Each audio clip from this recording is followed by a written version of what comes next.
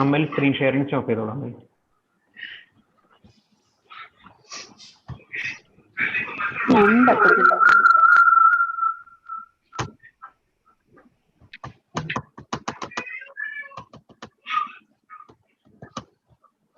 Sir ഇവിടെ video ഓണാക്കി ഒരു ചെറിയ പ്രോബ്ലം ഉണ്ട്. Continue Akshay, no issue. Okay sir.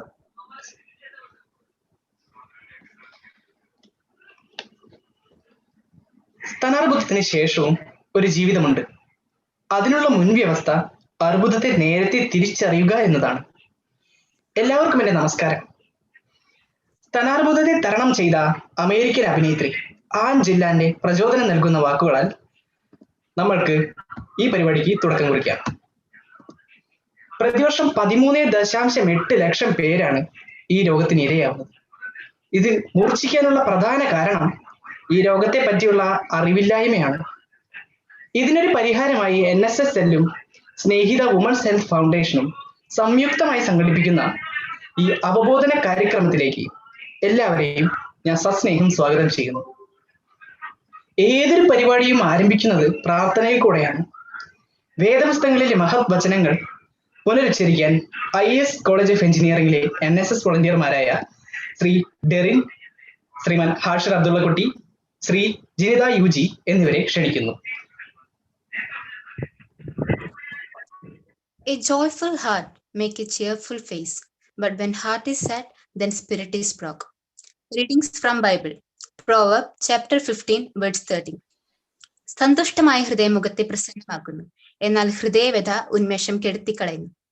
I repeat, സന്തുഷ്ടമായ ഹൃദയം മുഖത്തെ പ്രസന്നമാക്കുന്നു, എന്നാൽ ഹൃദയവ്യഥ ഉന്മേഷം കെടുത്തിക്കളയുന്നു.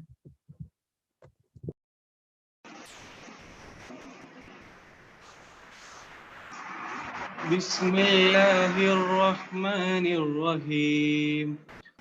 വഖാല റബ്ബുകും ഉദ്ഉനി അസ്തജിബ് ലക്കും. And your Lord says, call upon me, I will respond to you. I repeat, and your Lord says, call upon me, I will respond to you.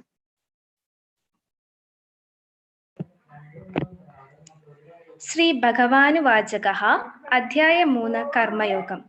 യസ്തോത്മാരധിരേവാ ശ്രദ്ധാത്മതൃപ്തജ്ഞമാനവാ ആത്മനേവ്യാച സദുഷ്ടസ്തസ്യേ കാര്യം നാവിദ്യതേ. സാരാംശം: എന്നാൽ ഏതൊരു മനുഷ്യൻ തന്നിൽ നിന്ന് രമിക്കുന്നവനും തന്നിൽ സംതൃപ്തനും സന്തുഷ്ടനുമായിരിക്കുന്നുവോ അവന് കാരണീയമായി ഒന്നുമില്ല. ഞാൻ ആവർത്തിക്കുന്നു, എന്നാൽ ഏതൊരു മനുഷ്യൻ തന്നിൽ നിന്ന് രമിക്കുന്നവനും തന്നിൽ സംതൃപ്തനും സന്തുഷ്ടനുമായിരിക്കുന്നുവോ അവന് കാരണീയമായി ഒന്നുമില്ല.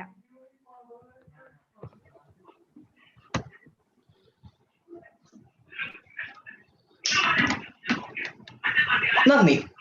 അടുത്തതായി മാനവഗീതം ആലപിക്കുവാൻ Rajadhani institute of science and ടെക്നോളജിയിലെ NSS വോളണ്ടിയർ സെക്രട്ടറിയും മേഖല പാലിയേറ്റീവ് കെയറിലെ സ്റ്റുഡന്റ് കോർഡിനേറ്ററുമായ ശ്രീമതി ഷാൻ ഹലീൽ അവരെ ക്ഷണിക്കുന്നു.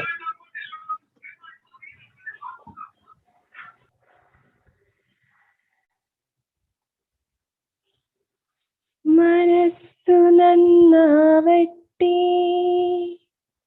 മതമേതെങ്കിലുമാകട്ടെ, മാനവഹൃത്തിൻ ചില്ലയിലെല്ലാം മാൻപുകൾ വിടരട്ടെ.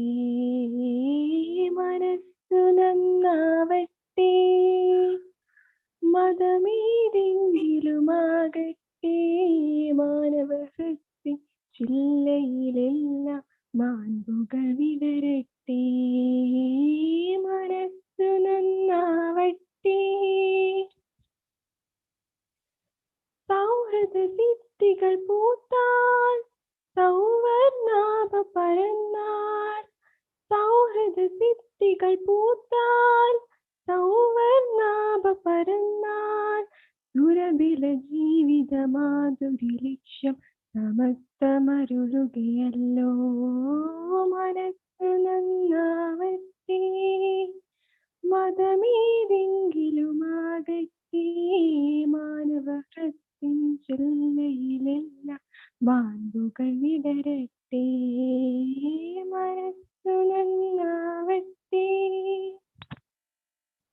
സത്യം ലക്ഷ്യമതാകട്ടെ, ധർമ്മം പാതയതാകട്ടെ. സത്യം ലക്ഷ്യമതാകട്ടെ, ധർമ്മം പാതയതാകട്ടെ. ഹൈന്ദവ ക്രൈസ്തവ ഇസ്ലാമികളുടെ കൈകളിടങ്ങിയിടട്ടെ, മനസ്സു നന്നാവട്ടെ. മതമേതെങ്കിലുമാകട്ടെ, മാനവ ഹൃദയ ചില്ലയിലെല്ലാം മാൻപുകൾ വിടരട്ടെ, മനസ്സു നന്നാവട്ടെ. മനസ്സു നന്നാവട്ടെ, മനസ്സു നന്നാവട്ടെ, മനസ്സു നന്നാവട്ടെ.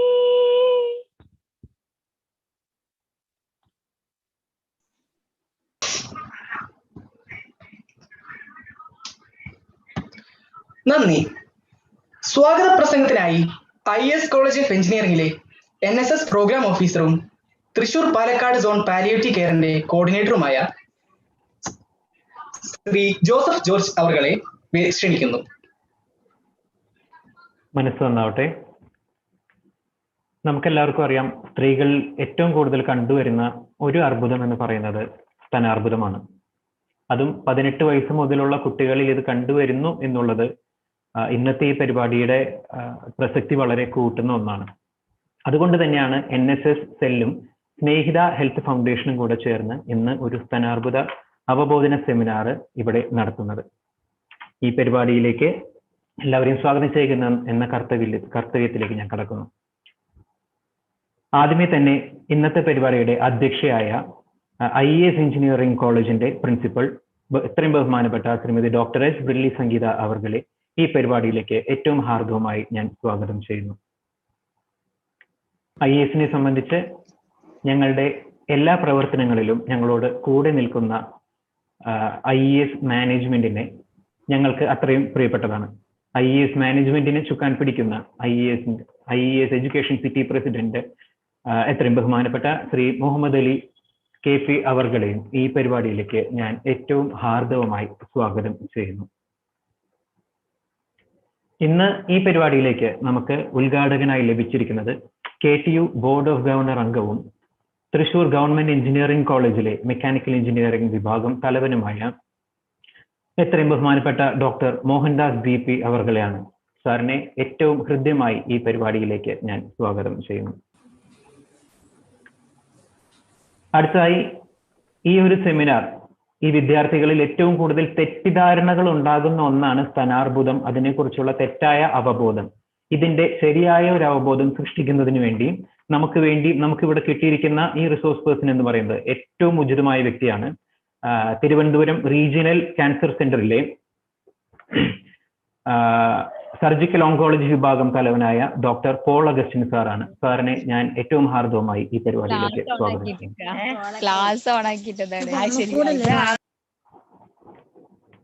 NSSുമായി ചേർന്ന് ഈ സ്തനാർബുദ സെമിനാർ ഇവിടെ നടത്താനായിട്ട് നമ്മളെ സഹായിച്ചത് സ്നേഹിത ഹെൽത്ത് ഫൗണ്ടേഷൻ ആണ്.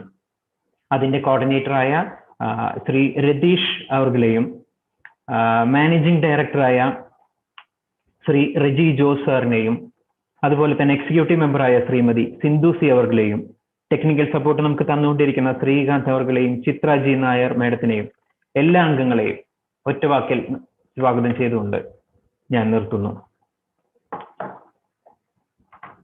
ക്ഷമിക്കണം, അതോടൊപ്പം തന്നെ 2 വ്യക്തികളെ ഞാൻ വിട്ടുപോയി.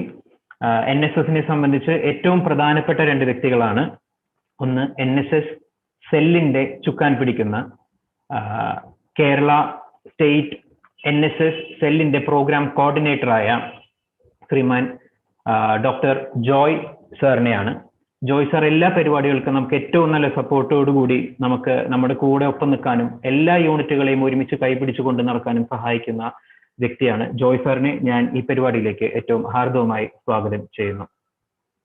അതോടൊപ്പം തന്നെ നമുക്ക് തൃശൂർ പാലക്കാട് റീജിയണൽ കോർഡിനേറ്ററായ വിപിൻ കൃഷ്ണ സാറുണ്ട്. കൊറോണ എന്നൊരു മഹാമാരി വന്ന സമയത്ത് എല്ലാവരും വീടിനകത്തേക്ക് മാറിയ ഒരു സമയത്ത് നമുക്ക് ഏറ്റവും നല്ലൊരു മാതൃക, നിസ്വാർത്ഥ സേവനത്തിന് മാതൃക കാണിച്ചു തന്ന ഒരു ബിപിൻ സാറായിരുന്നു. നമ്മളെല്ലാവരും ഒരുങ്ങിയിരിക്കുമ്പോൾ നമുക്ക് വേണ്ടി പടം നയിക്കാനായി നിരത്തിലിറങ്ങുകയും അതിനുവേണ്ടി പ്രയത്നിക്കുകയും ചെയ്ത ബിപിൻ കൃഷ്ണ സാറിനെയും ഞാൻ ഏറ്റവും ഹാർദമായി പരിപാടിയിലേക്ക് സ്വാഗതം ചെയ്യുന്നു. അതോടൊപ്പം തന്നെ NSS സ്റ്റേറ്റ് പാലിയേറ്റീവ് കെയർ സെല്ലിന്റെ കോർഡിനേറ്ററായ ഷിജു രാമചന്ദ്രൻ സാറിനെയും ഞാൻ ഈ പരിപാടിയിലേക്ക് സ്വാഗതം ചെയ്യുന്നു. ഏതൊരു പരിപാടി ആയാലും അതിൽ ഏറ്റവും പ്രാധാന്യം അർഹിക്കുന്ന ഒരു കൂട്ടരാണ് ആ പരിപാടിയിൽ പങ്കെടുക്കുന്നവർ. ഇന്ന് ഈ പരിപാടിയിൽ പങ്കെടുക്കുന്ന എല്ലാവരെയും, അധ്യാപകരെയും അനധ്യാപകരെയും NSS വോളണ്ടിയർമാരെയും എല്ലാവരെയും ഒറ്റവാക്കിൽ ഞാൻ സ്വാഗതം ചെയ്തുകൊണ്ട് നിർത്തുന്നു. നന്ദി.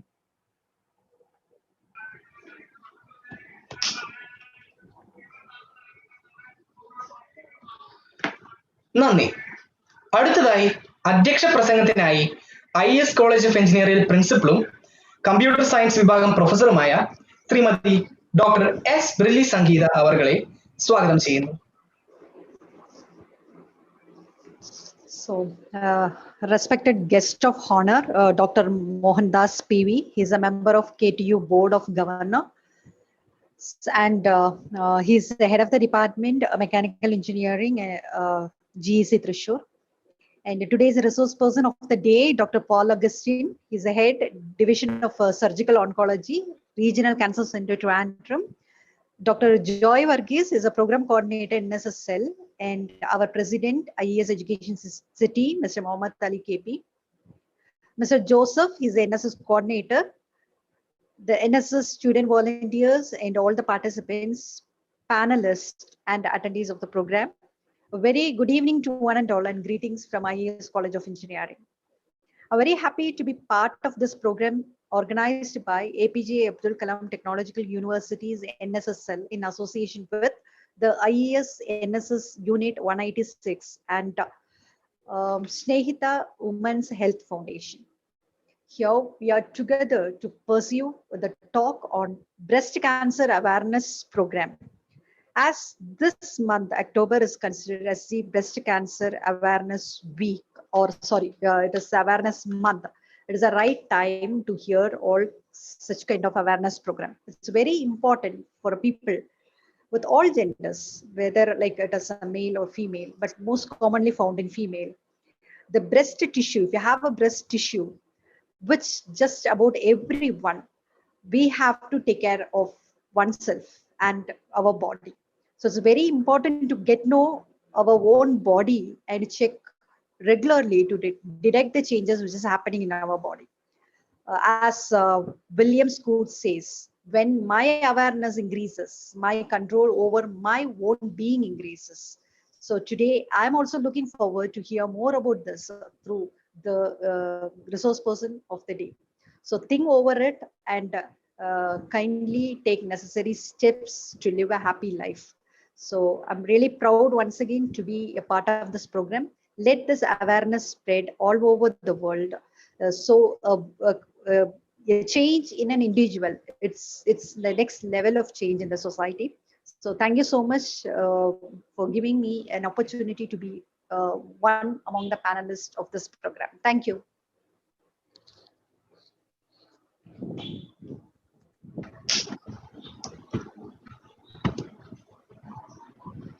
നന്ദി. അടുത്തതായി ഈ ചടങ്ങിന്റെ ഉദ്ഘാടനം നിർവഹിക്കുന്നതിനും ഉദ്ഘാടന പ്രസംഗത്തിനുമായി KTU ബോർഡ് ഓഫ് ഗവർണേഴ്സ് അംഗവും തൃശൂർ GEC മെക്കാനിക്കൽ എഞ്ചിനീയറിംഗ് വിഭാഗം തലവനായ ഡോക്ടർ മോഹൻദാസ് PV അവരെ ക്ഷണിക്കുന്നു. Hello. Can you hear me? Yes, sir. Okay. So good evening, everybody. President of this function, Dr. S. Brilli Sangeeta, Principal, IAS College of Engineering. Special address offered by that is Sri Mohammad Ali KP, President, IAS College of Engineering. Resource person, Dr. Paul Augustine, who is the head division of surgical oncology, RCC Trivandrum. My colleague, Dr. Joy Varghese, Program Coordinator, NSS Cell, KTU. Of course, Joseph George, Program Officer, NS IAS College of Engineering, has been given the welcome speech. Then the felicitators, Dr. Reggie Joss, Professor, Community Medicine, Sri Gokulam Medical College, Managing Director, Snehida Women's Health Foundation, Srimati Sindhu C, Executive Member, Snehida, Shri Vibin Krishna, our NSS Zonal Coordinator, Deepthi K. Divagaran, Volunteer Secretary, IAS, Akshay KR, another NSS Volunteer IAS College of Engineering. Then the Shan Halil, Volunteer Secretary, Rajdhani, IST. Other participants of this function. A very good evening to one and all, once again. So let me switch over to Malayalam. It is better because I think many more participants are there in this function. I'm happy. I think more than 240 participants are there.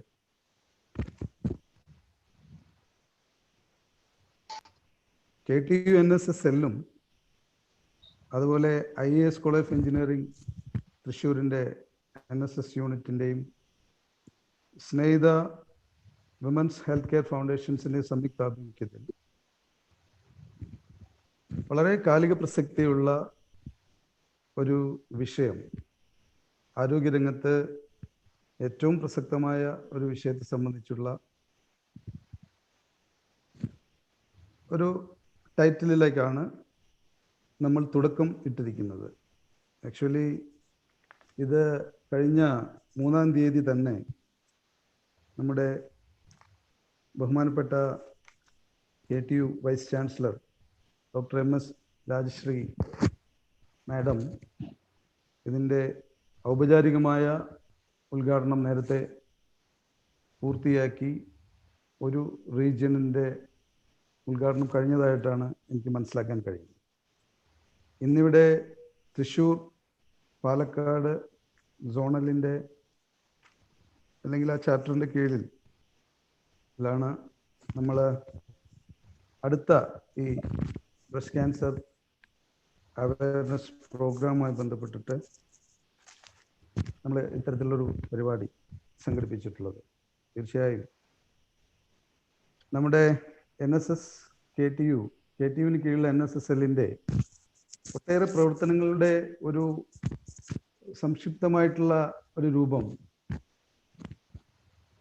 ഇവിടെ പറഞ്ഞു പോകുന്നത് ഔചിത്യമാകുമെന്നുള്ളൊരു ധാരണയിലാണ് കുറച്ച് കാര്യങ്ങൾ പറഞ്ഞ് നമ്മുടെ വിഷയത്തിലേക്ക് വരാം. കേരളത്തിലെ നമുക്കറിയാം, കേരള ടെക്നോളജി യൂണിവേഴ്സിറ്റി രൂപം കൊണ്ടിട്ട് ഏതാണ്ട് 5 വർഷം പൂർത്തിയായി കഴിഞ്ഞു. 2014 അതിൻ്റെ തുടക്കമിട്ടതെങ്കിലും 2015 കൃത്യമായിട്ട് ഫങ്ഷനിങ്ങിലേക്ക് വരികയും ഇപ്പോൾ 5 വർഷക്കാലം പൂർത്തിയാക്കി അതിൻ്റെ പ്രയാണം തുടങ്ങി അല്ലെങ്കിൽ പ്രയാണത്തിലാണ്. ഏതാണ്ട് കുറച്ച് കോളേജുകൾ ക്ലോസ് ഡൗൺ ആയെങ്കിലും 140-ൽ പരം കോളേജുകൾ ഇപ്പോഴും ഉണ്ട്. അതിൽ തന്നെ NSS കോർഡിനേറ്ററുടെ ഒരു റിപ്പോർട്ടിനെ അടിസ്ഥാനമാക്കി നമ്മൾ നോക്കിയാൽ 132 കോളേജുകളായി ഏതാണ്ട് 182 NSS യൂണിറ്റുകൾ വളരെ കർമ്മനിരതമായിട്ടുള്ള ഒട്ടേറെ പ്രവർത്തനങ്ങൾ അവർ നടത്തി വരുന്നു എന്നാണ് മനസ്സിലാക്കാൻ കഴിയുന്നത്. ഒരുപാട് സാമൂഹ്യ അല്ലെങ്കിൽ സമൂഹത്തിന് വേണ്ടി ഒട്ടേറെ കാര്യങ്ങൾ അവർ ചെയ്യുന്നതായിട്ട് അവരുടെ റിപ്പോർട്ടുകളിലും പത്രവാർത്തകളിലും അതിൻ്റെ മറ്റ് മാഗസിൻസിൽ എല്ലാം തന്നെ നമുക്ക് അറിയാനും അനുഭവവേദ്യമാകാനും നമുക്ക് കഴിയുന്ന ഒട്ടേറെ പ്രവർത്തനങ്ങൾ വളരെ സുത്യർഹമായ രീതിയിൽ യൂണിവേഴ്സിറ്റിയുടെ കീഴിലുള്ള ഇത്തരത്തിലുള്ള NSS യൂണിറ്റുകൾ നടത്തി വരുന്നു. അതിൽ ഞാൻ ജസ്റ്റ് സൂചിപ്പിച്ചു പോകാൻ മാത്രമേ ആഗ്രഹിക്കുന്നുള്ളൂ. അതിൻ്റെ വിപുലമായിട്ടുള്ള റിപ്പോർട്ട് ഇവിടെ പറയാൻ ഉദ്ദേശിക്കുന്നില്ല. അത് ഒരുപക്ഷെ കോർഡിനേറ്റർ തന്നെയായിരിക്കും പറയേണ്ടത്. അതിവിടെ പറയാൻ പറ്റുന്ന ഒരു വേളയല്ലെന്നുള്ളത് കൊണ്ട് ഞാൻ അതിൻ്റെ സംക്ഷിപ്തമായിട്ടുള്ള ചില കാര്യങ്ങൾ പറഞ്ഞു തന്നെ ആഗ്രഹിക്കും. ഇപ്പോൾ ഇവിടെ പ്രകൃതി സംരക്ഷണ സേന എന്നുള്ള രൂപത്തിൽ അതിൻ്റെ ഒട്ടേറെ പ്രവർത്തനങ്ങൾ യൂണിവേഴ്സിറ്റി തുടക്കമിട്ടിട്ടുണ്ട്. അതുപോലെ മാലിന്യ സംസ്കരണമായാലും ഉറവിട മാലിന്യ സംസ്കരണം എങ്ങനെ നടത്താം എന്നുള്ള ഒരു സാമൂഹ്യ അവബോധത്തോടുകൂടിയുള്ള ഒരു ഇടപെടൽ NSS നടത്തുന്നുണ്ട്. അതുപോലെ തന്നെയാണ് വീടുകളുടെ ഇപ്പോൾ ഈ പ്രളയം, തുടർച്ചയായിട്ടുള്ള പ്രളയങ്ങൾ, അതുപോലെ പ്രകൃതി ദുരന്തങ്ങൾ ഏറ്റുവാങ്ങിയിട്ടുള്ള കേരളം കഴിഞ്ഞ ഏതാണ്ട് 2-3 വർഷക്കാലം വിവിധ തരത്തിലുള്ള പ്രകൃതി ദുരന്തങ്ങൾ നേരിട്ടുകൊണ്ടിരിക്കുന്ന ഈ അവസരത്തിൽ വീടുകളുടെ പുനരുദ്ധാരണവുമായി ബന്ധപ്പെട്ടുള്ള പ്രവർത്തനങ്ങൾ നമ്മുടെ NSS വോളണ്ടിയേഴ്സ് വളരെ സ്തുത്യർഹമായുള്ള സേവനങ്ങൾ നടത്തി സമൂഹത്തിൻ്റെ ഇടപെടുന്ന ഒരു കാഴ്ച നമുക്ക് കാണാൻ കഴിയും. അതുപോലെ തന്നെയാണ് മറ്റ് മേഖലകളിലുള്ള പുതിയ സെക്ടേഴ്സിലേക്ക് NSS കടന്നിട്ടുണ്ട്. ജിയോ മാപ്പിംഗ്, എനർജി മാനേജ്മെന്റ് പോലുള്ള നൂതനമായിട്ടുള്ള രംഗത്തും അവർ കൈവച്ചിട്ടുണ്ട്. ബ്ലഡ് രക്തദാനം എന്നുള്ള മഹത്തായ ആ സന്ദേശം സമൂഹത്തിൽ അതിനെ സ്പ്രെഡ് ചെയ്യാനും അതുമായി ബന്ധപ്പെട്ടുള്ള പ്രവർത്തനങ്ങൾ വളരെ നല്ല രീതിയിൽ ചെയ്യാൻ ബ്ലഡ് ഡൊണേഷൻ ഫോറംസ് NSS യൂണിറ്റിന്റെ വിവിധ കോളേജുകളിൽ തന്നെ ഇത്തരത്തിലുള്ള വേറെ കാര്യങ്ങൾ അവർ ചെയ്യുന്നുണ്ട്. അതുപോലെ തന്നെ പാലിയേറ്റീവ് രംഗത്തായാലും പിന്നെ മറ്റ് രംഗങ്ങളിൽ, അതുപോലെ മറ്റ് ആഘോഷ കലാ മത്സരങ്ങളിലെല്ലാം തന്നെ വളരെ നല്ല രീതിയിലുള്ള പ്രവർത്തനങ്ങൾ യൂണിവേഴ്സിറ്റിയുടെ കീഴിലുള്ള ഇത്തരം NSSന്റെ പ്രവർത്തനങ്ങളിൽ നല്ല രീതിയിൽ അവർ പ്രവർത്തിക്കുന്നുണ്ട്. മറ്റൊന്ന്, ഈ കോവിഡുമായിട്ട് ഇപ്പം നമുക്കറിയാം, ഇപ്പോൾ ഈ ഇത്തരത്തിലുള്ള ഒരുപക്ഷെ നമ്മൾ നേരിട്ട് ഇത്തരത്തിൽ ഒരു മീറ്റിങ്ങിലേക്ക് പോവുകയായിരുന്നെങ്കിൽ, ഫിസിക്കലായിട്ടുള്ള ഒരു മീറ്റിംഗ് നമുക്കിപ്പോൾ ചിന്തിക്കാൻ പറ്റാത്ത ഒരവസ്ഥയാണ്. പക്ഷെ ഒരുപക്ഷെ നമ്മൾക്ക് 240ഓളം അല്ലെങ്കിൽ 240 പരം ആളുകളെ NSSന്റെ ഇവിടെ പങ്കെടുക്കുന്ന പാർട്ടിസിപ്പൻസ് ഉൾപ്പെടുത്തിക്കൊണ്ട് അത്തരത്തിലുള്ളൊരു ഫിസിക്കൽ ആയിട്ടുള്ളൊരു ഗെറ്റ് ടുഗദർ അല്ലെങ്കിൽ ഇത്തരത്തിലുള്ളൊരു സെഷൻ കൈകാര്യം ചെയ്യാൻ ഒരു പക്ഷേ പറ്റുമായിരുന്നില്ല. അത് ഇത്തരത്തിൽ ഈ കോവിഡ് ഒരു ഓപ്പർച്യൂണിറ്റിയാണ് യഥാർത്ഥത്തിൽ. അപ്പോൾ ഇതൊരു ഓപ്പർച്യൂണിറ്റി ആയിട്ട് തന്നെ നമ്മൾ കാണണം. ഇത്രയും പാർട്ടിസിപ്പൻസ് ഉൾപ്പെടുത്തിക്കൊണ്ട് പോകാൻ ഓൺലൈൻ മാത്രമേ പറ്റുകയുള്ളൂ. അതുകൊണ്ട് ഈ കോവിഡ് രംഗത്ത് തന്നെ ഒട്ടേറെ പ്രവർത്തനങ്ങൾ അതിൻ്റെ വിവിധ തലങ്ങളിൽ NSS പ്രവർത്തിച്ചിട്ടുണ്ട്. അതിൻ്റെ മാസ്ക് വിതരണമായാലും സാനിറ്റൈസർ വിതരണമായാലും അതിൻ്റെ സാനിറ്റൈസർ ഡിസ്പെൻസിങ് ആയിട്ട് ബന്ധപ്പെട്ട് ഒട്ടേറെ സർക്കാരിൻ്റെ സന്നദ്ധ പ്രവർത്തനങ്ങളിലൊക്കെ തന്നെ ഒരുപാട് കുട്ടികൾ, ആയിരക്കണക്കിന് കുട്ടികൾ ഇതിൻ്റെ വോളണ്ടിയേഴ്സായിട്ട് ഉണ്ട് എന്നുള്ളതും നമ്മൾ മനസ്സിലാക്കേണ്ട കാര്യങ്ങളാണ്. ഇതാണ് ആമുഖമായിട്ട് NSS പ്രവർത്തനങ്ങളുമായി ബന്ധപ്പെട്ട് വളരെ ചുരുക്കി പറയാൻ ഞാൻ ഉദ്ദേശിച്ചത്. മറ്റൊന്ന്, നമുക്കറിയാം, ഇവിടെ ഞാൻ നേരത്തെ സൂചിപ്പിച്ച പോലെ ഇത്തരത്തിലുള്ള ഒരു ക്ലാസ്സിനെ സംബന്ധിച്ച് ഇവിടെ പ്രസിഡന്റ് ഡോക്ടർ ബില്ലി പറയുകയുണ്ടായിരുന്നു, ഒക്ടോബർ മന്തിൻ്റെ ഒരു പ്രാധാന്യം, സ്തന അർബുദത്തിൻ്റെ അവബോധം നടത്തുന്ന ഒരു മാസം ആണ് ഒക്ടോബർ മാസം. വേൾഡ് വൈഡ് അങ്ങനെ തന്നെയാണ് അത് ആചരിക്കുന്നത് എന്നുള്ളത് കൊണ്ട് അതിൻ്റെ ഭാഗമായിട്ട് തന്നെയാണ് ഇത്തരത്തിൽ ഒരു അവയർനെസ് ക്ലാസ് നമ്മൾ സംഘടിപ്പിച്ചിട്ടുള്ളത്. നമുക്കറിയാം, ഇതിൻ്റെ ഒരു സ്റ്റാറ്റിസ്റ്റിക്സിലേക്ക് പോകുമ്പോൾ ഇവിടെ അതിൻ്റെ ലക്ഷണങ്ങളെ സംബന്ധിച്ചും അല്ലെങ്കിൽ അതിൻ്റെ ട്രീറ്റ്മെൻറ്റിനെ സംബന്ധിച്ചും ആധികാരികമായി പറയാൻ ഞാൻ ആളല്ല. ഞാൻ ആ ഫീൽഡിൽ പ്രതിദാനം ചെയ്യാത്ത ആളായതുകൊണ്ട് ഇവിടെ വളരെ വളരെ പ്രഗത്ഭനും വിദഗ്ധനും ആയിട്ടുള്ള ഡോക്ടർ പോൾ അഗസ്റ്റിൻ ഇത്തരം കാര്യങ്ങൾ നിങ്ങളോട് സംസാരിക്കും എന്നുള്ളത് കൊണ്ട് ഞാൻ അതിൻ്റെ വശങ്ങളിലേക്ക് ഞാൻ പോകുന്നില്ല. പക്ഷെ കുറച്ച് സ്റ്റാറ്റിസ്റ്റിക്സ് ഇതിൻ്റെ ഒരു ഗൗരവം എന്തുമാത്രം ഉണ്ട് എന്നുള്ളത്, പ്രത്യേകിച്ചും നമ്മുടെ സമൂഹത്തിലെ സ്ത്രീകൾ എന്തുമാത്രം ഇതിൻ്റെ അവെയറാണ് എന്നുള്ളത് ഒരുപക്ഷെ ഇത്തരം കണക്കുകൾ ചെറിയ രീതിയിൽ അവതരിപ്പിക്കുമ്പോഴെങ്കിലും നമ്മൾക്ക് ഇവിടെ സ്വാഗതത്തിൽ ആങ്കർ ചെയ്യുന്ന സ്റ്റുഡന്റ് സൂചിപ്പിക്കുകയുണ്ടായി. ഏതാണ്ട് 13 സംതിങ് ദശലക്ഷം എന്ന് സൂചിപ്പിക്കുകയുണ്ടായിട്ടുണ്ട്. അപ്പോൾ അത് തന്നെയാണ് ഇപ്പോൾ നമ്മളുടെ വേൾഡ് വൈഡ് എടുക്കുമ്പോൾ ഒട്ടേറെ ഇപ്പോൾ വികസിത രാജ്യങ്ങളിലും അവികസിത രാജ്യങ്ങളെല്ലാം തന്നെ സ്ത്രീകളുടെ ക്യാൻസർ സ്റ്റാറ്റിസ്റ്റിക്സ് എടുത്താൽ അതിൽ ഏറ്റവും മോസ്റ്റ് കോമൺ ആയിട്ട് വരുന്ന ക്യാൻസർ തന്നെയാണ് ബ്രസ്റ്റ് ക്യാൻസർ എന്ന് നമുക്കറിയാം, അല്ലെങ്കിൽ കണക്കുകൾ അങ്ങനെയാണ് സൂചിപ്പിക്കുന്നത്. ഇപ്പോൾ വേൾഡ് ഹെൽത്ത് ഓർഗനൈസേഷൻസിന്റെ കണക്ക് പ്രകാരം തന്നെ ഇപ്പോൾ യൂറോപ്യൻ കൺട്രീസിൽ ഇപ്പോൾ ബെൽജിയം, അതുപോലെ തന്നെ അതിന് തൊട്ട് താഴെ വരുന്ന ഒട്ടേറെ കൺട്രികൾ, ഏതാണ്ട് 1 ലക്ഷം ഈ ക്യാൻസർ ബാധിതരായിട്ടുള്ള സ്ത്രീകളെ എടുത്തു കഴിഞ്ഞാൽ അതിൽ 113 പേർക്കും ഇത്തരത്തിലുള്ള, അല്ലെങ്കിൽ 1 ലക്ഷം സ്ത്രീകളെ എടുത്താൽ 113 പേർക്കും, ഇപ്പോൾ ബെൽജിയത്തിന്റെ ഒരു കണക്കാണ് ഞാനിവിടെ സൂചിപ്പിച്ചത്. അതുപോലെ പിന്നെ US കണക്കുണ്ട്. US-ലെ 1,85,000 സ്ത്രീകൾക്ക് ബ്രസ്റ്റ് ക്യാൻസർ ഉണ്ട്. അതുപോലെ തന്നെ UK ആണെങ്കിൽ ഏതാണ്ട് 94 സ്ത്രീകൾ, 1,94,000 സ്ത്രീകൾക്ക് ക്യാൻസർ ഉണ്ട്. ഓസ്ട്രേലിയ എടുത്താൽ 1 ലക്ഷം ക്യാൻസർ ബാധിതരായിട്ടുള്ള സ്ത്രീകൾ എടുത്തു കഴിഞ്ഞാൽ 95 പേർക്ക് ഉണ്ട്. ഈ രീതിയിൽ വലിയ രീതിയിലുള്ള ഇതിൻ്റെ ഒരു പ്രസരണം, അല്ലെങ്കിൽ ഇതിൻ്റെ ഒരു ഇൻസിഡന്റ് റേറ്റ് വലിയ രീതിയിൽ കൂടുന്നു എന്നുള്ളത് വർഷങ്ങളായിട്ട് അതിൽ കുറവ് സംഭവിക്കുന്നില്ല, അത് കൂടി വരുന്ന ഒരു അവസ്ഥ തന്നെയാണ് നമുക്ക് കാണാൻ കഴിയും. അതുപോലെ തന്നെ ഇപ്പോൾ ഇന്ത്യയിലെ വ്യത്യസ്തമായിട്ടുള്ള കണക്കുകൾ ഇന്ത്യയിൽ വന്നിട്ടുണ്ട്. ഇന്ത്യയിൽ ഒരുപക്ഷെ ഇപ്പോൾ ഇവിടെ സൂചിപ്പിക്കാനുള്ള ചില കണക്കുകൾ നമുക്ക് പരിശോധിച്ച് പോകുന്ന ഒന്നായിരിക്കും. ഇന്ത്യയിലെ ഏതാണ്ട് ഈ ബ്രസ്റ്റ് ക്യാൻസറിൻ്റെ ഇൻസിഡന്റ് റേറ്റുകൾ ഏതാണ്ട് 25 മുതൽ 32% ഫീമെയിൽ ക്യാൻസർ ബാധിതരായിട്ടുള്ള ആളുകളുടെ അതിൽ തന്നെ 25 മുതൽ 32% ഇത്തരത്തിലുള്ള ക്യാൻസർ ബാധിച്ചിട്ടുള്ള ആളുകളാണ്, ലേഡീസാണ് എന്ന് നമുക്ക് കാണാൻ കഴിയും. ഇപ്പൊ 2019 കണക്ക് തന്നെ അത്തരത്തിൽ ജനുവരി വന്നിട്ടുള്ള ഒരു കണക്ക്. ഇതൊരു പക്ഷേ ഡോക്ടർ പോൾ അഗസ്റ്റിൻ അദ്ദേഹത്തിന്റെ സ്പീച്ചിൽ പറയുമായിരിക്കും. വളരെ ഭയാനകമായിട്ടുള്ള രീതിയിൽ ഇപ്പൊ 2019 ജനുവരിയിലെ ലേറ്റസ്റ്റ് കണക്കാണ് ഞാൻ സൂചിപ്പിക്കുന്നത്. ഓരോ 4 മിനിറ്റിലും ഒരു സ്ത്രീ ഡയഗ്നോസ് ചെയ്യപ്പെടുന്നു എന്നുള്ളതാണ്. ബ്രസ്റ്റ് ക്യാൻസറിന് ഡയഗ്നോസ് ചെയ്യും ഓരോ 4 മിനിറ്റിലും ഇന്ത്യയിലെ ഒരു സ്ത്രീ.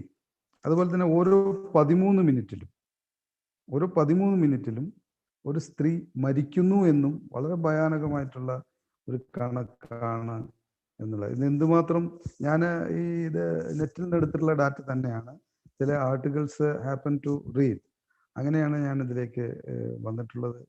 ഒരു സമയത്ത് ലോകത്തിലെ തന്നെ ഏറ്റവും ഡെത്ത് റേറ്റ്, ബ്രസ്റ്റ് ക്യാൻസറുമായിട്ടുള്ള ഡെത്ത് റേറ്റ് 2012 ഒരു കണക്കൂടെ സൂചിപ്പിച്ചിട്ടുണ്ട്.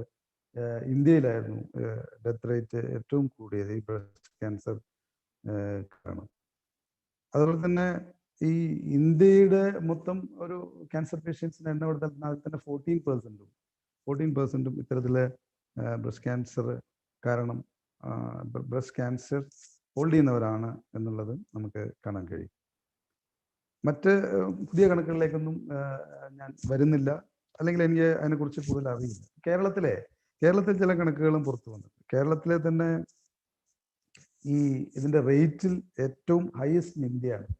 ഇന്ത്യയിലെ തന്നെ ഏറ്റവും ഉയർന്ന നിരക്ക് ഈ കേരളത്തിലാണ് എന്നുള്ളത് വളരെ വളരെ ഗൗരവത്തോടെ കാണേണ്ട ഒരു കാര്യമാണ് എന്ന് ഞാൻ പറയാൻ ആഗ്രഹിക്കുകയാണ്. തൊട്ടടുത്ത് തന്നെ ഇപ്പോൾ മിസോറാം, ഹരിയാന, ഡൽഹി, കർണാടക മുതലായിട്ട് 2019 കണക്കാണ് മുതലായിട്ടുള്ള സംസ്ഥാനങ്ങൾ വരുന്നുണ്ട് കേരളത്തിന് പുറകെ. അതേസമയം ഇതിൻ്റെ ഡെത്ത് റേറ്റിൽ മിസോറാമാണ് ഇന്ത്യയിലെ ഏറ്റവും മുന്നിൽ നിൽക്കുന്ന സ്റ്റേറ്റ് എന്ന് നമുക്ക് കാണാം. പക്ഷെ തൊട്ടടുത്ത് കേരളയുണ്ട്, 2ാം സ്ഥാനത്ത് കേരളയുണ്ട്. കേരളമാണ് 2ാം സ്ഥാനത്ത് നിൽക്കുന്നത്. 3ാം സ്ഥാനത്ത് ഹരിയാന പോലെയുള്ള ഇപ്പോൾ പോൾ അഗസ്റ്റിൻ സാറിൻ്റെ തന്നെ RCC വന്നിട്ടുള്ള ചില കണക്കുകൾ ഏതാണ്ട് 30 മുതൽ 35% ഈ ഇത്തരത്തിലുള്ള ക്യാൻസർ പേഷ്യൻസ് ആണ് എന്നുള്ളതാണ്. ലേഡീസ് ക്യാൻസറിൽ 30 മുതൽ 35% അവിടുത്തെ രജിസ്റ്ററിന്റെ കണക്കാണ് പറയുന്നത്. അതുപോലെ തന്നെ ഏതാണ്ട് റൂറൽ ഏരിയകൾ, കേരളത്തിലെ തന്നെ റൂറൽ ഏരിയകളിലും 19.8 അത് നമുക്ക് 20 ആക്കി കൂട്ടുകയാണെങ്കിൽ 20 പേര്, 100,000-20 പേര് ക്യാൻസർ ബാധിതരാണ് എന്ന് കാണാൻ കഴിയും. അതുപോലെ തന്നെ അർബൻ സൈഡിലാണെങ്കിൽ അത്രയും കൂടുതലാണ്. അർബൻസ് ഇത് പിന്നെ അതിൻ്റെ കാര്യങ്ങളിലേക്ക് ഡോക്ടർ വരുമെന്നുള്ള പൂർണ്ണ ബോധ്യമുള്ളതുകൊണ്ട് അത്തരത്തിലേക്കുള്ള എന്തുകൊണ്ടാണ് ഇത് സംഭവിക്കുന്നത്, പക്ഷേ ഇതിൽ ജീവിതശൈലിയിൽ വന്നിട്ടുള്ള ഒട്ടേറെ മാറ്റങ്ങൾ, നമ്മുടെ വ്യായാമക്കുറവ് മുതലായിട്ടുള്ള ഒട്ടേറെ കാര്യങ്ങൾ, ജൈവ സംബന്ധമായിട്ടുള്ള വിഷയങ്ങൾ, നമ്മുടെ ഹെറിഡിറ്ററി ആയിട്ടുള്ളത്, പേഴ്സണൽ ലൈഫ് സ്റ്റൈലിൽ വരുന്നുള്ള ഹിസ്റ്ററിയിൽ വന്നിട്ടുള്ളത്, റീപ്രൊഡക്റ്റീവ് പ്രിഫറൻസുമായി ബന്ധപ്പെട്ടുള്ള ഒട്ടേറെ വിഷയങ്ങൾ ഇതുമായിട്ട് നമുക്ക് പറയാനുണ്ടാവും. ഏതായാലും വളരെ കാലിക പ്രസക്തിയുള്ള ഒരു വിഷയം, ഒരു ആരോഗ്യരംഗത്തെ ഏറ്റവും മൂർത്തമായിട്ടുള്ള ഒരു രോഗത്തെ സംബന്ധിച്ചിട്ടുള്ള ഒരു സെഷനാണ് നമ്മൾ ഏതാനും മിനിറ്റുകൾക്കകം തുടങ്ങാൻ പോകുന്നത്. ആദ്യമായിട്ട് ഞാൻ എൻ്റെ ഉദ്ഘാടന പ്രസംഗം അവസാനിപ്പിക്കാൻ പോവുകയാണ്. എന്നെ ഒരു BOG മെമ്പർ എന്നുള്ള രീതിയിൽ ഈ ഫംഗ്ഷനിലേക്ക്, ഈ അവയർനെസ് ക്ലാസ്സിലേക്ക് എന്നെ ക്ഷണിച്ച KTU കോർഡിനേറ്റർ ജോയ്, അതുപോലെ തന്നെ നിങ്ങളുടെ ചിറ്റലപ്പള്ളി IAS കോളേജിലെ ജോസഫ്, അവർക്ക് പ്രത്യേകം എൻ്റെ നന്ദി രേഖപ്പെടുത്തുന്നു. ഈ അവയർനെസ് ക്ലാസ്സിൻ്റെ സെഷൻ ഔപചാരികമായി ഉദ്ഘാടനം ചെയ്തതായിട്ട് അറിയിച്ചുകൊണ്ട് ഇതിൽ പങ്കെടുക്കുന്ന എല്ലാ ആളുകളെയും ഒരിക്കൽ കൂടി ഞാൻ നന്ദി പറഞ്ഞുകൊണ്ട് ഈ ഫംഗ്ഷന് അല്ലെങ്കിൽ ഈ അവയർനെസ് ക്ലാസ്സിന് എല്ലാവിധ ആശംസകളും നേർന്നുകൊണ്ട് നിർത്തുന്നു. ഒരുപക്ഷെ ഇതിൻ്റെ ഓപ്പൺ ഫോറം ഉണ്ടോ എന്ന് എനിക്കറിയില്ല. പിന്നെ ഡോക്ടറുടെ സെഷൻ തുടങ്ങിയതിന് ശേഷം തീർച്ചയായിട്ടും നമ്മുടെ സംശയങ്ങൾ ദൂരീകരിക്കുന്ന രീതിയിലേക്ക് അത് മാറും എന്നുള്ള ഒരു ഓപ്പൺ സെഷൻ ഉണ്ടാകും എന്നുള്ളതാണ് എനിക്ക് മനസ്സിലാക്കാൻ കഴിയുന്നത്. അല്ലെങ്കിൽ എങ്ങനെയാണ് സംഘാടകർ എന്നെ വിഭാവനം ചെയ്തിട്ടുള്ളത് എന്ന് നമുക്ക് നോക്കാം. ഏതായാലും എല്ലാവർക്കും ഒരിക്കൽ കൂടി ഈ നന്ദി പറഞ്ഞുകൊണ്ടും ഈ ചടങ്ങിന് അല്ലെങ്കിൽ ഈ അവയർനെസ് ക്ലാസ്സിന് എല്ലാവിധ ആശംസകളും അറിയിച്ചുകൊണ്ട് ഔപചാരികം ഉദ്ഘാടനം ചെയ്തതായിട്ട് അറിയിച്ചുകൊണ്ട് നിർത്തുന്നു. നന്ദി, നമസ്കാരം. Thank you.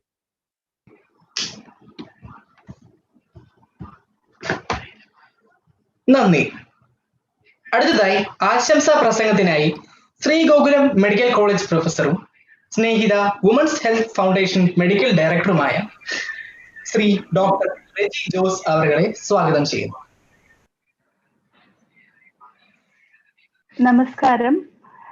ബഹുമാനപ്പെട്ട അധ്യക്ഷ Shrimati Bridly Sangeetha madam, principal IAS college of engineering, ഉദ്ഘാടനം നിർവഹിച്ച doctor Mohandas PV sir, and ഈ പ്രോഗ്രാമിന്റെ കോർഡിനേറ്റർ ആയിരിക്കുന്ന ബിജു സർ, ഷെജു സർ, ഞങ്ങളുടെ സ്നേഹിതയുടെ മെമ്പേഴ്സ് ആയിട്ടുള്ള രതീഷ്, സിന്ധു, ചിത്ര, ഇന്ന് നമ്മളുടെ പ്രോഗ്രാമിന്റെ മോഡറേറ്റർ ആയിട്ട് ഉള്ള ശ്രീമതി ബിന്ദു മെഹർ, ബാക്കി ഈ പ്രോഗ്രാമില് പാനലിലുള്ള എല്ലാ വിശിഷ്ട അതിഥികളെ, ഞാനൊരു വലിയ ആശംസാ പ്രസംഗത്തിന് മുതിരുന്നില്ല. നമ്മൾക്ക് പ്രോഗ്രാം കുറച്ചുകൂടെ പെട്ടെന്ന് മുമ്പോട്ട് പോകേണ്ടത് കൊണ്ട്, അതുകൊണ്ട് ഈ ഒരു പ്രോഗ്രാം എന്ന് പറയുന്നത് നമ്മൾ സ്നേഹിത വിമൻസ് ഹെൽത്ത് ഫൗണ്ടേഷൻ ഞങ്ങൾ തിരുവനന്തപുരത്ത് മാത്രമായിട്ട് ഒതുങ്ങി കുറച്ച് കമ്മ്യൂണിറ്റി പ്രോഗ്രാംസും അതുപോലെ സ്ത്രീകൾക്ക് എഡ്യൂക്കേഷൻ അവയർനെസ് ക്ലാസ്സും ഒക്കെ ആയിട്ട് നടത്തിക്കൊണ്ട് വന്നിരുന്ന ഒരു പ്രോഗ്രാമാണ്. അതിന് ഒരു എന്താ പറയുക, രതീഷാണ് ഞങ്ങൾ NSS സ്റ്റേറ്റ് NSS യൂണിറ്റും അതുപോലെ ടെക്നിക്കൽ യൂണിവേഴ്സിറ്റിയുമായിട്ട് കണക്ട് ചെയ്തത്. ഞങ്ങൾക്ക് അത് വളരെയധികം സന്തോഷമുണ്ട്. കാരണം principal madam as she rightly said, ഒരു കുട്ടീനെ എഡ്യൂക്കേറ്റ് ചെയ്താൽ അതൊരു വലിയ കാര്യമാണ്. നമ്മളല്ലാതെ കേട്ടിട്ടുണ്ട്, ഒരു കുട്ടീനെ എഡ്യൂക്കേറ്റ് ചെയ്താൽ ഒരു കുടുംബത്തെയാണ്, അതുപോലെ ഒരു സമൂഹത്തെയാണ് നമ്മൾ റീച്ച് ചെയ്യുന്നത്. അതുകൊണ്ട് ഞങ്ങൾക്ക് കേരളം മുഴുവൻ റീച്ച് ചെയ്യാനുള്ള ഒരു വലിയൊരു സാഹചര്യം ഒരുക്കി തന്ന ടെക്നിക്കൽ യൂണിവേഴ്സിറ്റിയോടും NSSനോടും ഉള്ള നന്ദി അറിയിച്ചുകൊണ്ട് ഈ ഒരു പ്രോഗ്രാമിന് ഇനി അങ്ങോട്ടേക്കും കുറച്ച് പ്രോഗ്രാംസ് നമ്മൾ പ്ലാൻ ചെയ്യുന്നുണ്ട്. ഈ ഒരു പ്രോഗ്രാമിന് എല്ലാവിധ ആശംസകളും നേരുന്നു. അതോടൊപ്പം ഈ ഒരു പ്രോഗ്രാമിൽ ക്ഷമയോടെ എല്ലാ ക്ലാസ്സും സെഷൻ ചെയ്ത് നമ്മൾക്ക് സമയം തരാമെന്ന് ഡോക്ടർ പോൾ അഗസ്റ്റിൻ സാറിനോടും ഞങ്ങളുടെ സ്നേഹിതയുടെ നന്ദി അറിയിച്ചുകൊണ്ട് തൽക്കാലം നിർത്തുന്നു. Thank you.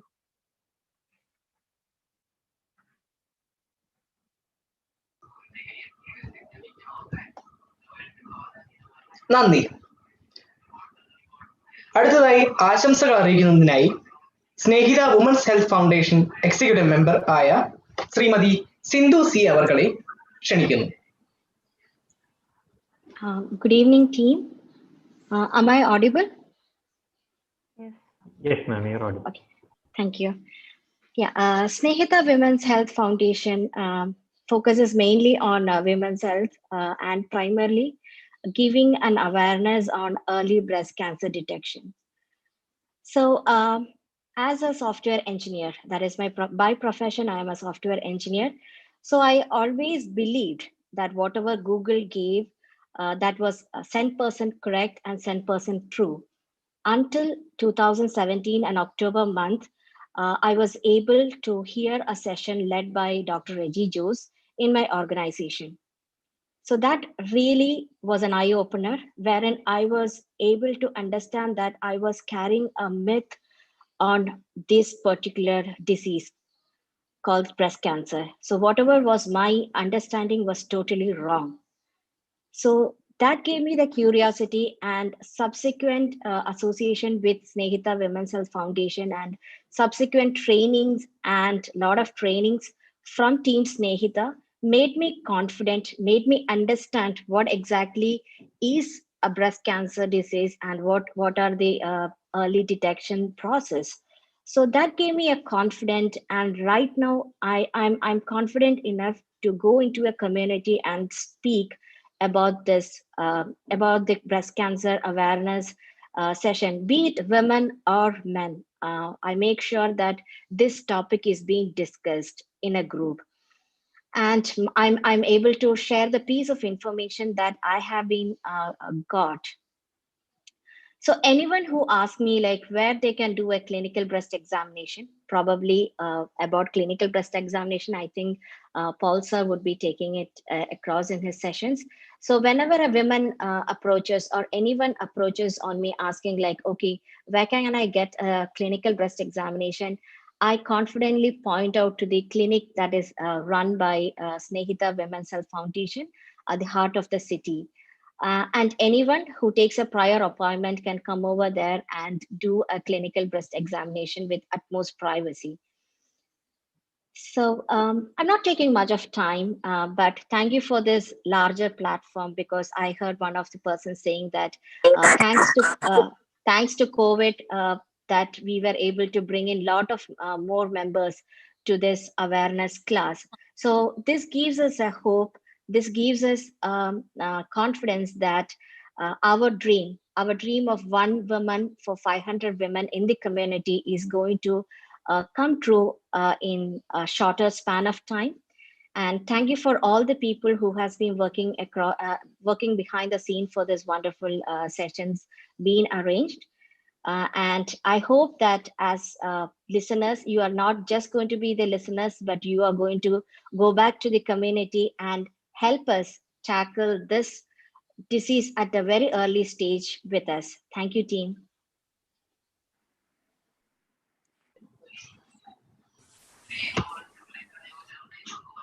നന്ദി.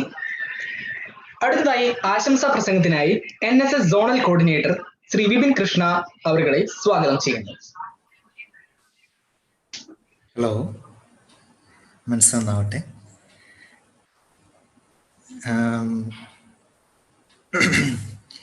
KTU NSSന്റെ കീഴിൽ ഇങ്ങനൊരു പ്രോഗ്രാം നടത്താൻ സാധിച്ചതിൽ, അതുമല്ല സ്നേഹിത വുമൻസ് ഹെൽത്ത് ഫൗണ്ടേഷൻ്റെ കീഴിൽ ഇങ്ങനെ ഒരു പ്രോഗ്രാം നടത്താൻ സാധിച്ചത് വളരെയധികം സന്തോഷം. നമ്മുടെ റെച്ചി ജോസ് മേഡം പറഞ്ഞ പോലെ തന്നെ ഒരു സ്ഥലത്ത് ഒതുങ്ങി നിൽക്കാതെ തന്നെ നമ്മളിപ്പോൾ ഒരു സ്റ്റേറ്റ് മുഴുവനായിട്ടാണ് നമ്മളിപ്പോൾ നടത്തുന്നത്, അല്ലെ? ഇന്നലെ ഇപ്പോൾ നോർത്ത് സോണിൻ്റെ കഴിഞ്ഞു, ഇന്നിപ്പോൾ തൃശ്ശൂർ, പാലക്കാടിലേക്ക് എത്തി, ഇങ്ങനെ പോയിക്കൊണ്ടിരിക്കുകയാണ്. അപ്പോൾ എല്ലാവർക്കും ഇങ്ങനെ ഒരു അവയർനെസ് ക്ലാസ് നമ്മളിങ്ങനെ പകർന്നുകൊണ്ടിരിക്കുകയാണ്. ഇന്നത്തെ കാലഘട്ടത്തിൽ വളരെ എല്ലാവരും അവെയർ ആയിരിക്കേണ്ട കാര്യങ്ങളെക്കുറിച്ച് നമ്മൾ എല്ലാവർക്കും ഒരു അവബോധം കൊടുക്കുന്നത് വളരെയധികം അത്യാവശ്യമായ കാര്യമാണ്. അപ്പം ഇങ്ങനെ ഒരു കാര്യത്തെക്കുറിച്ച് ഒരു അവയർനെസ് പ്രോഗ്രാം നടത്തുന്നതിൽ വളരെയധികം സന്തോഷം. അതുപോലെ തന്നെ കൂടുതൽ ഞാൻ വലിച്ചു നീട്ടുന്നില്ല, മോഹൻദാസ് സാറും കുറേ കാര്യങ്ങൾ പറഞ്ഞിരുന്നു. ഇനിയിപ്പോൾ അവയർനെസ് സെഷൻ നടക്കുന്നുണ്ട് പോൾ സാറിൻ്റെ വക. അപ്പോൾ അതിൽ കൂടുതൽ കാര്യങ്ങൾ നിങ്ങൾക്ക് ഡീറ്റെയിൽ ആയിട്ട് അറിയാൻ പറ്റുമെന്ന് വിചാരിക്കുന്നു. അപ്പം എന്തായാലും ഇങ്ങനെയൊരു പ്രോഗ്രാം സാധിച്ചതിൽ പങ്കെടുക്കാനും അതുപോലെ തന്നെ നടത്തിപ്പുകാരെയും എല്ലാവരെയും ഞാൻ ആശംസിച്ചുകൊണ്ട് നിർത്തുന്നു. നന്ദി, നമസ്കാരം. Thank you. നന്ദി.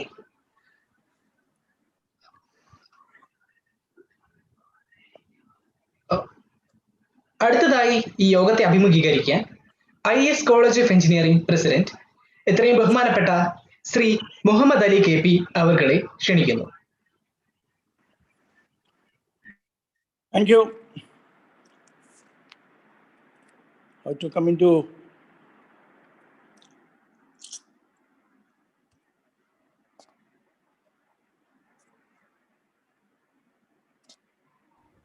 hope, can you see me?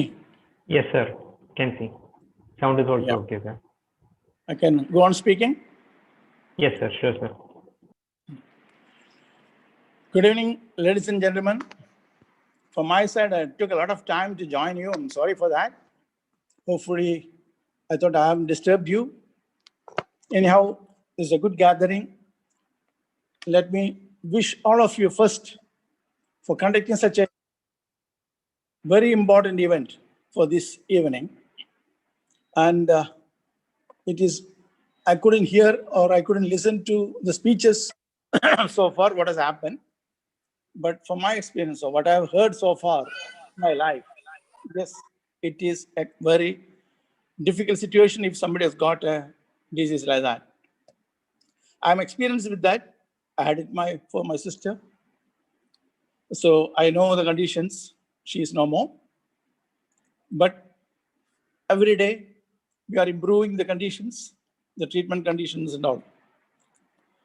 First of all, let me thank my IAS College of NSS unit. They are very much in all these subjects.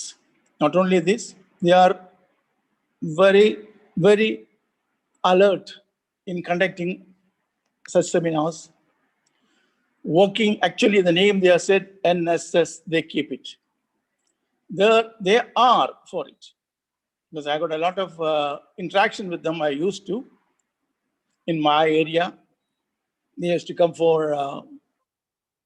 services, and they earned a very high name in the society.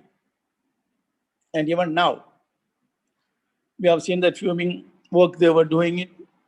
That is very much for the season.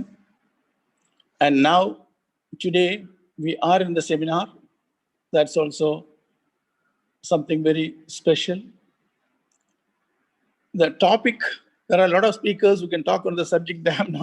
I'm not going to talk on the subject. What I could do is only to salute them for the work they are doing to enhance the society, what they wanted. Let me thank all the participants, the guests, all the speakers, and my dear students and staff. Thank you very much. Wish you all the best.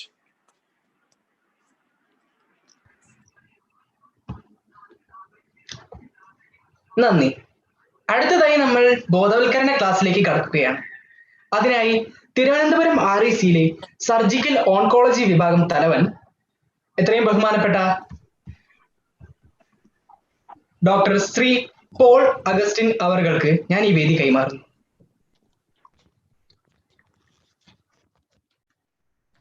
Thank you Akshay. എൻ്റെ പേര് ബിന്ദു. ഞാൻ സ്നേഹിത women's health ഓർഗനൈസേഷൻ്റെ ഒരു core മെമ്പറാണ്. വളരെ സന്തോഷം നിങ്ങൾ കുട്ടികൾ ഇതിൽ ഇത്രയും താല്പര്യം കാണിക്കുന്നതിൽ. പ്രമുഖ വ്യക്തികളെ, ബഹുമാനപ്പെട്ട NSS ഭാരവാഹികൾ, പ്രിയപ്പെട്ട NSS വോളണ്ടിയേഴ്സ്, സ്തനാർബുദ അവബോധനത്തിന്റെ മാസമായ ഈ ഒക്ടോബറിന്റെ സായാഹ്നത്തിൽ നമ്മൾ ഒത്തുകൂടിയിരിക്കുകയാണ്. എന്തിനാണ്? നമ്മൾ ശരിയായ ചില കാര്യങ്ങളും മാർഗനിർദ്ദേശങ്ങളും മനസ്സിലാക്കാനാണ് നമ്മൾ ഇന്നിവിടെ ഒത്തുകൂടിയിരിക്കുന്നത്. നമുക്ക് അറിയേണ്ടതൊക്കെ പറഞ്ഞു തരുന്നത് Thiruvananthapuram RCC oncology surgery head doctor Paul Augustine. Doctor Paul Augustine സാറിന്റെ നിരീക്ഷണങ്ങളും പഠനങ്ങളും വലിയ സംഭാവനയാണ് ഈ രോഗ പ്രതിരോധത്തിന് നൽകിക്കൊണ്ടിരിക്കുന്നത്.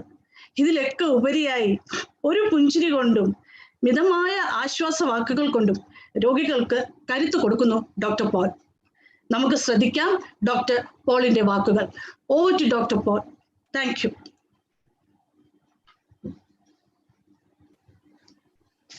Thank you, Bindu, for the very kind words of introduction. Hope I am audible. Yes, sir. കേൾക്കാവോ നല്ലതുപോലെ? കേൾക്കാം. സാറിനെ കാണാൻ പറ്റുന്നില്ല. എന്നെ കാണാൻ പറ്റുന്നില്ലേ? വീഡിയോ ഓൺ ആണല്ലോ. കാണാൻ പറ്റുന്നില്ല? സർ വീഡിയോ ഓൺ ആണ് സർ. എനിക്ക് കാണാം.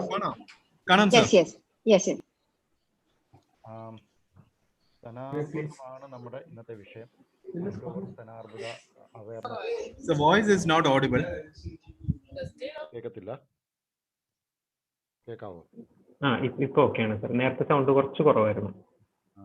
എനിക്ക് തോന്നുന്നു ഞാനിത് ഇപ്പോഴോ കേൾക്കാവോ? Yes, better sir.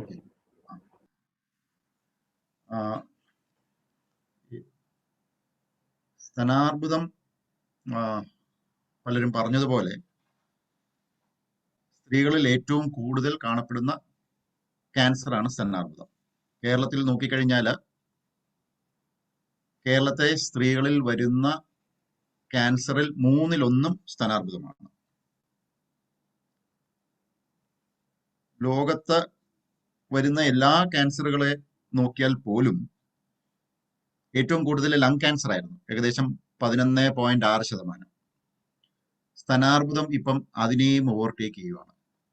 മനസ്സിലാക്കിക്കൊള്ളണം, lung cancer ആണുങ്ങളിലും സ്ത്രീകളിലും പുരുഷന്മാരിലും വരും. കൂടുതൽ പുരുഷന്മാരിലാണെങ്കിലും സ്തനാർബുദം സ്ത്രീകളിലും പുരുഷന്മാരിലും വരും. പക്ഷേ പുരുഷന്മാരിൽ വളരെ കുറച്ചാണ് വരുന്നത്. സ്ത്രീകളിൽ വരുന്നതിൻ്റെ 1% പുരുഷന്മാരിൽ വരുന്നുള്ളൂ. എന്നിട്ട് പോലും ടോട്ടൽ ക്യാൻസേഴ്സിന്റെ നമ്പർ നോക്കുമ്പോൾ at this point of time probably breast cancer is the most common cancer in the world. പക്ഷേ ഇതിനൊരു ഗുണമുണ്ട്. സ്തനാർബുദത്തിന്റെ കാര്യത്തില് നേരത്തെ കണ്ടുപിടിക്കുകയും ശരിയായ രീതിയിൽ ചികിത്സ ചെയ്യുകയും ചെയ്താൽ പൂർണ്ണമായും ഭേദമാക്കാവുന്ന ഒരു അസുഖമാണ് സ്തനാർബുദം. അതാണ് അവിടുത്തെ ഇമ്പോർട്ടൻസ്. ഏറ്റവും കൂടുതൽ കണ്ടുവരുന്നു എന്ന് 1/3 സ്ത്രീകളിൽ കണ്ടുവരുന്നു എന്ന് വെച്ചാൽ പോലും സ്ത്രീകളിലെ ക്യാൻസർ കൊണ്ട് മരിക്കുന്ന സ്ത്രീകളിൽ 5ാം സ്ഥാനത്താണ് സ്തനാർബുദം. അത് തന്നെ പറയുന്നത് ഇത്രയും പേർക്ക് വന്നാലും വളരെയധികം പേരെയും നമുക്ക് രക്ഷിച്ചെടുക്കാൻ പറ്റുന്നു എന്നുള്ളതാണ്. കേരളത്തിൽ ഒരു വർഷം ഏകദേശം 6500-7000 പേർക്ക് സ്തനാർബുദം ഉണ്ടാകുന്നുണ്ടായിരിക്കും. അതില് ഒരു 35-40%, അതായത് 2500 പേരും RCCയിൽ നമ്മുടെ യൂണിറ്റിലാണ് ചികിത്സയ്ക്ക് വരുന്നത്. നമ്മൾ ഒരു കൊല്ലം ഒരു 2000-ഓളം രോഗികളെ സ്തനാർബുദ ശസ്ത്രക്രിയക്ക് വിധേയമാക്കുന്നുണ്ട്. അടുത്ത കാലങ്ങളിൽ നമ്മൾ കാണുന്നത് കേരളത്തിലെ സ്ത്രീകളിൽ പ്രായം കുറഞ്ഞ്, അതായത് 30കളിലും 40 വയസ്സുകളിലുള്ള സ്ത്രീകളിലാണ് കൂടുതലായിട്ട് സ്തനാർബുദം വരുന്നത്. സാധാരണഗതിയിൽ വെസ്റ്റേൺ കൺട്രീസിൽ 50, 55, 60 വയസ്സിലാണ് കൂടുതലായിട്ട് ഇത് കാണുന്നത്. വെസ്റ്റേൺ കൺട്രീസിലെ ഒരു ആവറേജ് ഏജ് എന്ന് പറയുന്നത് അറൌണ്ട് 62 ഇയേഴ്സ് ആണ്. ഇന്ത്യയിൽ അത് പൊതുവെ കുറവാണ്, കേരളത്തിൽ അതിലും കുറവാണ്. അറൌണ്ട് 48-49 ഇയേഴ്സ് ആണ് ആവറേജ് ഏജ്. അപ്പൊ നമുക്കതൊരു ഒരു ഡെക്കേഡ് മുമ്പേ വരുന്നു എന്നുള്ളതൊരു ബുദ്ധിമുട്ടിക്കുന്ന കാര്യമാണ്. Young lifes are lost.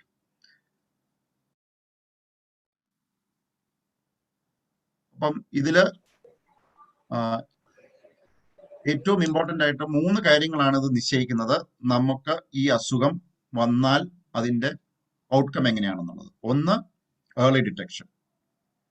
രണ്ടാമത്തെ കാര്യം, എന്ത് ടൈപ്പ് ഓഫ് ബ്രസ്റ്റ് ക്യാൻസർ ആണ് നമുക്ക് വരുന്നത് എന്നുള്ളത്. മൂന്നാമത്തെ കാര്യം, അതെങ്ങനെ എത്ര നന്നായിട്ട് അതിൽ ചികിത്സിച്ച് ഭേദമാക്കുന്നു എന്ന കാര്യം. ഓരോ കാര്യങ്ങളും നമുക്ക് നോക്കാം. ഏർലി ഡിറ്റക്ഷൻ എങ്ങനെ സാധ്യമാകുന്നു? ഏർലി ഡിറ്റക്ഷൻ സാധ്യമാകണമെങ്കിൽ 3 കാര്യങ്ങളാണ് നമ്മൾ അതിൽ പറയുന്നത്. ഒന്ന്, breast awareness. 2, clinical breast examination. 3, mammogram അല്ലെങ്കിൽ ഇമേജിംഗ്. ബ്രസ്റ്റ് അവയർനെസ് എന്ന് പറഞ്ഞാൽ ഒരു സ്ത്രീ അവരുടെ സ്ഥാനത്തെ പറ്റി, അതിൽ എന്താണ് നോർമല് എന്താണ് അബ്നോർമല് എന്ന ഇതിനെപ്പറ്റി അവയർ ആയിരിക്കണം. അത് 18 വയസ്സ് തൊട്ടേ അവർക്ക് അതിനെപ്പറ്റി ഒരു അവയർനെസ് വേണം. ആ അവയർനെസിന്റെ അകത്ത് തന്നെ ഉൾപ്പെടുന്നതാണ് ബ്രസ്റ്റ് സെൽഫ് എക്സാമിനേഷൻ.